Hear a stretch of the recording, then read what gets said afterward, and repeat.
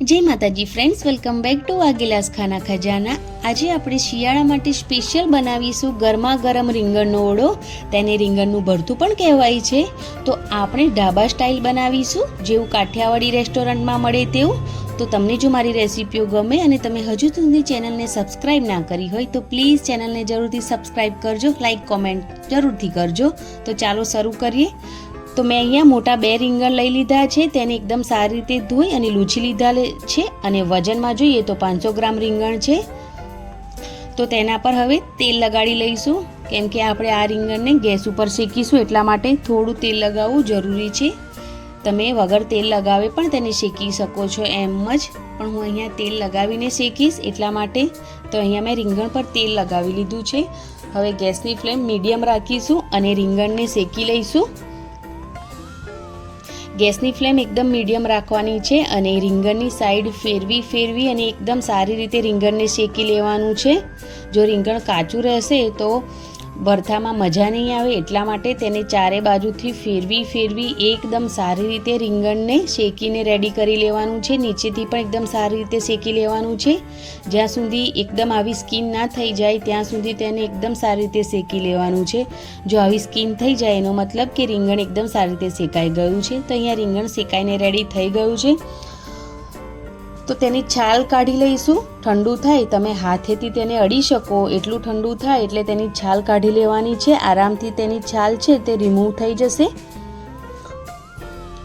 જેટલું એકદમ સરસ રીંગણ શેકાઈ જશે એટલે તેની છાલ કાઢવી ખૂબ જ આસાન થઈ જાય છે। તો એકદમ સારી રીતે તેની બધી જ છાલ કાઢી લઈશું બંને રીંગણની।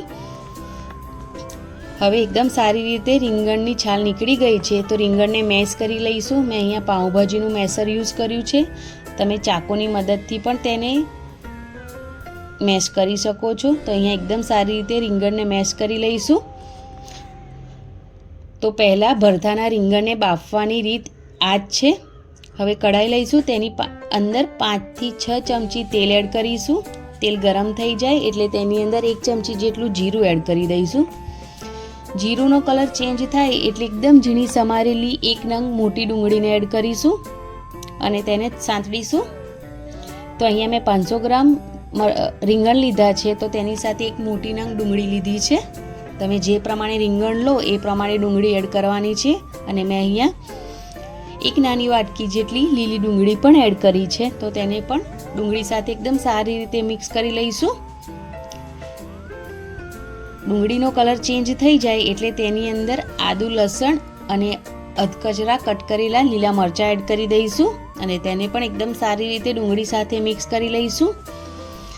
અહીંયા આદુ લસણની જે તમે પેસ્ટ યુઝ કરો એ ખારણીમાં ખાંડીને એડ કરવાની, જેથી તેનો ટેસ્ટ ખૂબ જ સરસ આવે।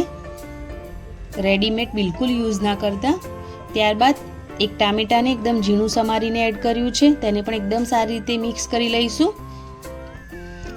લીલું લસણ છે તેને પણ એડ કર્યું છે થોડું, તો તેને પણ એકદમ સારી રીતે મિક્સ કરી લઈશું। અત્યારે લીલા શાકભાજી ખૂબ જ આરામથી મળી રહે છે, તો તેનો ઉપયોગ જરૂરથી કરવો। મસાલામાં સ્વાદ પ્રમાણે મીઠું એડ કરી દઈશું। લીલા મરચાં પણ એડ કર્યા છે એટલે થોડું જ લાલ મરચું પાવડર એડ કરીશું અને થોડું કાશ્મીરી લાલ મરચું પાવડર મિક્સ કરીને મેં એડ કર્યું છે, જેથી એકદમ સારો કલર આવે। થોડી હળદર એડ કરી છે અને અડધી ચમચી ધાણા જીરું પાવડર એડ કર્યો છે। બસ આટલા જ મસાલા એડ કરવાના છે રીંગણના ભરથામાં।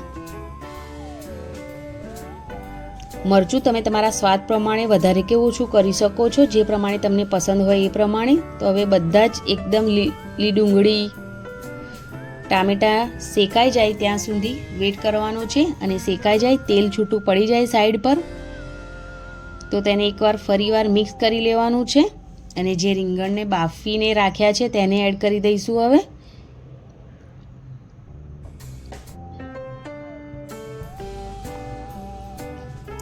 અને એકદમ સારી રીતે રીંગણને મિક્સ કરી લઈશું બધા જ મસાલા સાથે। અને ગ્રેવી એકદમ સારી રીતે કૂક થઈ ગઈ છે, તેલ પણ છૂટું પડી ગયું છે। તો અહીંયા 2 થી 3 મિનિટ માટે થવા દઈશું રીંગણને, જ્યાં સુધી તેલ છૂટું ના પડે ત્યાં સુધી। 1-2 મિનિટ જેવું થશે એટલે તેલ છૂટું પડી જશે। ત્યાં સુધી થોડું થવા દેવાનું. અને હવે રીંગણ રેડી થઈ ગયા છે. તો લાસ્ટમાં મેં અહીંયા થોડી લીલી ડુંગળી અને થોડા ધાણા એડ કર્યા છે, તેને પણ મિક્સ કરી દઈશું. અને હવે ગેસની ફ્લેમ બંધ કરી દઈશું. ગરમા ગરમ રીંગણનું ભરતું તૈયાર થઈ ગયું છે.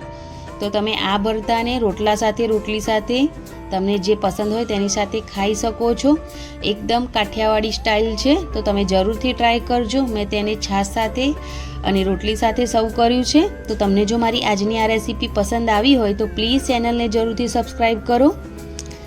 અને તમે જરૂરથી ટ્રાય કરજો રીંગણનું ભરતું. અને ટ્રાય કર્યા પછી મને કોમેન્ટ બોક્સમાં જરૂરથી જણાવજો. અને આ વિડીયોને વધુમાં વધુ શેર કરજો. ખૂબ જ આસાન રેસીપી છે, જરૂરથી ટ્રાય કરજો. Thanks for watching. Bye bye, take care. જય માતાજી. અને જય માતાજી જરૂરથી લખજો કોમેન્ટમાં.